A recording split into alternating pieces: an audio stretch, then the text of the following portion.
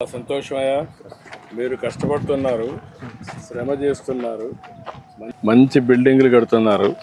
మీరు కట్టేది బిల్డింగ్లే కాదు, దేశ సంపద సృష్టిస్తున్నారు, రాష్ట్ర అభివృద్ధికి దోహదం చేస్తున్నారు.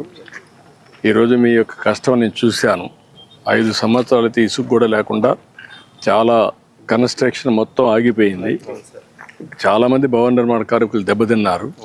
ఇప్పుడు దానికి కూడా నేను వచ్చినప్పుడు ఇంత మునుపు ముఖ్యమంత్రిగా ఉన్నప్పుడే 1.5-2% డబ్బులు కూడా ప్రభుత్వం కాంట్రాక్టర్ నుంచి డబ్బులు సేకరించి మీకు భవన నిర్మాణ కార్మికులకు వెల్ఫేర్ ఫండ్ కోసం ఖర్చు పెడుతున్నాం. దాంట్లో కూడా కొంత డబ్బులు ఉంది.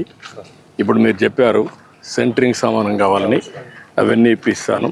అదే మనం గేదెలు పట్టుకుంటా ఉన్నారు, అది కూడా వర్కౌట్ చేద్దాం. ఇవేం చేయాలో చేద్దారని చెప్తాను. అన్ని విషయాలు నీ విషయం కూడా మాట్లాడి నేను కలెక్టర్కి ఆదేశాలు ఇస్తాను, చెప్పి చేయిస్తాను. ఇల్లు కట్టిస్తాను, ఇంటి జాగా ఇప్పించి ఇల్లు జాగా కూడా ఇమ్మంటాను, ఇచ్చి అన్నీ చేస్తాను. రండి.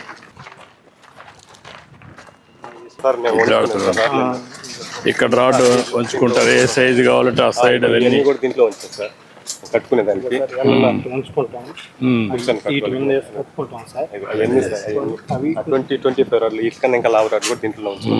చాలా సంతోషమా. ఈరోజు మొట్టమొదటిసారిగా మీ యొక్క కన్స్ట్రక్షన్ అంతా కూడా భవన నిర్మాణం డీటెయిల్స్కి వెళ్ళాను.